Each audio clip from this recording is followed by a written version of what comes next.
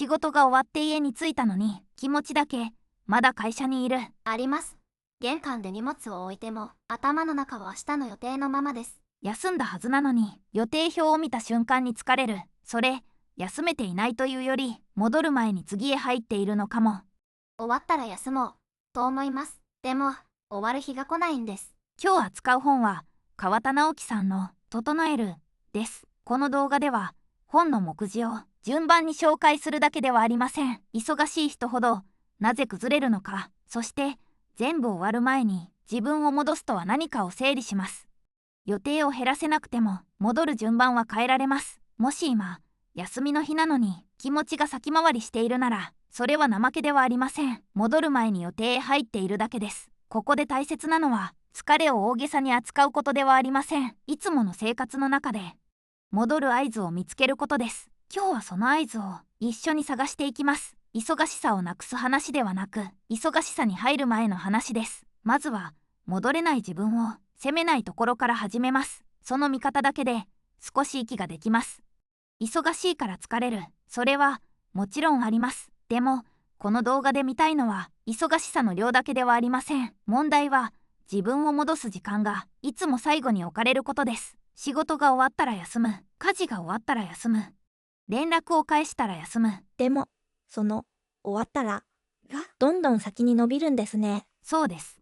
だから気づくと、休みの時間に入っているのに、体も頭も予定の中に残ります。それ、すごくわかります。スマホを閉じても気が抜けません。ここで自分を責めると、さらに戻りにくくなります。意志が弱いからではなく、戻る入り口が生活にない。そう見ると、変える場所は休みの長さだけではありません。次の予定へ入る前の小さな切れ目です。本当は休みたいのに、次の段取りを考えてしまう。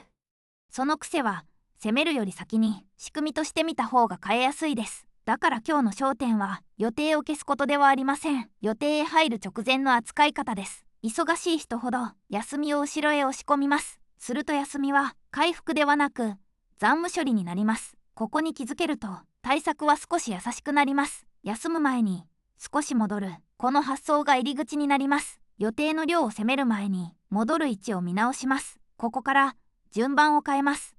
本書が大切にしているのは、すごい人になる方法ではありません。超忙しくても崩れにくい人は、日々の状態を小さく整えています。整える、という言葉だけ聞くと、丁寧な暮らしっぽく聞こえます。そこは注意したいところです。ここで言う整えるは、完璧に片付けることではありません。体、時間、環境、思考、心、そして人間関係。この土台が乱れたままだと、小さな予定でも重くなります。確かに、予定そのものより、入る前から疲れている感じです。だから順番を変えます。全部終わってから整えるのではなく、予定より先に自分を戻す。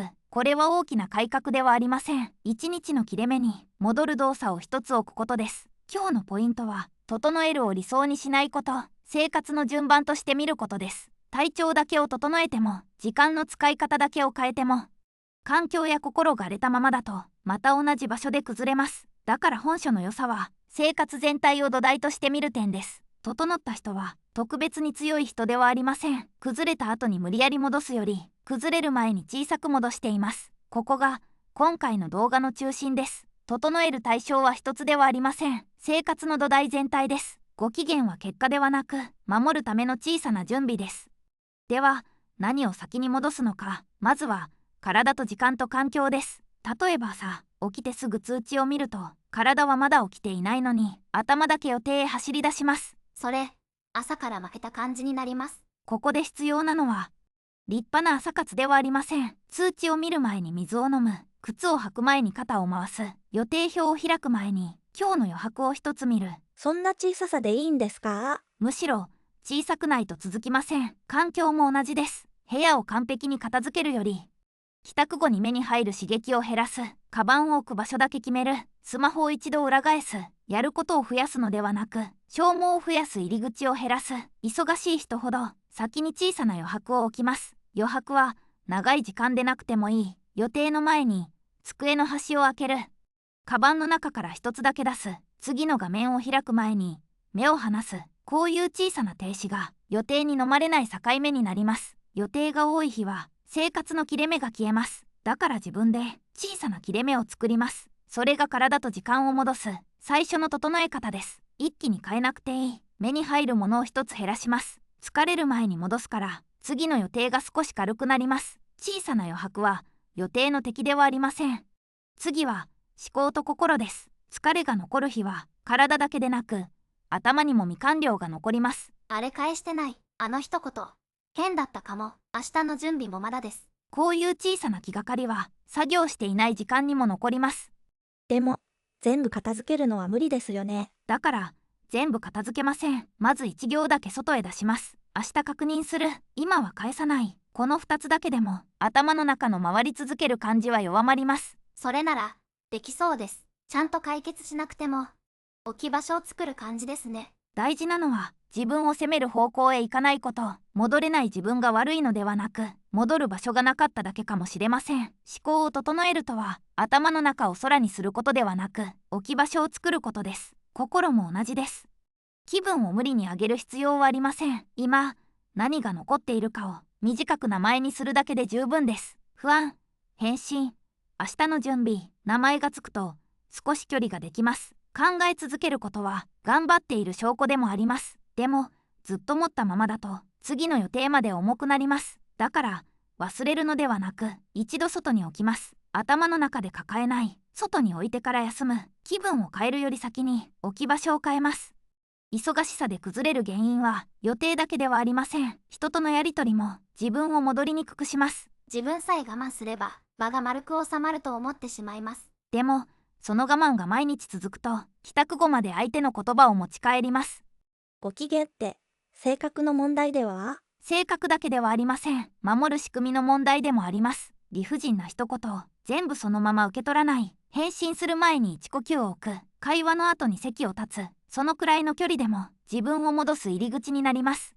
それ、逃げている感じがします。逃げるのではなく持ち帰らないための工夫です。人間関係で大事なのは全部受け止めることではなく、自分に戻る余地を残すことです。相手を変えようとしなくても受け取る量は少し変えられます。すぐ返さない。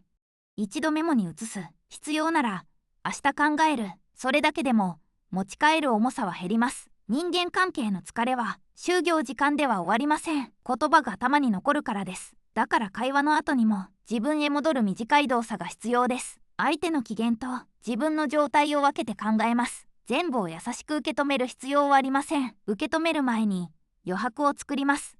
では明日から何をするか。おすすめは予定の前に一つだけ自分を戻すことです。例えば朝なら予定表を開く前に深呼吸する。仕事前なら今日の最初の一つだけ決める。帰宅後ならスマホを見る前に荷物を置く。それだけだと変化が小さすぎませんか？小さいから忙しい日にも入ります。大きく整えようとするとまた全部終わってからになります。確かに、完璧に休む日はずっと待っているだけになります。だから合言葉は終わってからではなく先に戻す。1分でいい。1行でいい。一呼吸でいい。明日の自分が戻れる入り口を予定の前に一つ置いてください。実践のポイントは頑張る量を増やさないこと、戻る順番を前に出すことです。ここで大事なのは行動を増やしすぎないことです。3つも4つも決めるとまた管理する予定になります。だから明日は1つだけ一番疲れる切れ目に置きます。1つだけ決めるなら一番よく崩れる場面を選びます。朝なのか帰宅後なのか、人との会話の後なのか、そこに一呼吸を置く。これが明日の実験です。うまくできなくても大丈夫です。気づけた時点で一度戻れます。大事なのは完璧な休みではなく、戻るきっかけを先に置くことです。一つ戻れたらそれで十分です。最後にまとめます。忙しいから乱れる。それは確かにあります。でもそれだけではありません。自分をいつも最後に回すと休みの時間に入っても戻れません。終わったら休もうではなく、次の予定の前に一度戻る。この順番の変化が忙しい日の自分を守ります。なんだか完璧に休めなくても少し戻れればいいと思えます。そのくらいからで十分です。この本が教えてくれるのは、ご機嫌な人は余裕がある人という話だけではありません。余裕がなくなる前に小さく自分へ戻る人です。今日の持ち帰りは一つです。予定を減らせない日ほど予定より先に自分を戻す。まずは明日通知を見る前に一呼吸だけ置いてみてください。ご機嫌でいることはいつも明るく振る舞うことではありません。崩れそうな前に自分へ戻る道を残すことです。今日の動画がその小さな入り口になれば嬉しいです。全部を整えようとしなくていい。全部を休みに変えなくてもいい。ただ、次に入る前に一度だけ自分に戻る。その一度が明日の消耗を少し軽くします。忙しい一日にも戻る入り口は作れます。この小さな順番の変化が忙しい日を少し扱いやすくします。今日もお疲れ様でした。明日は先に一呼吸です。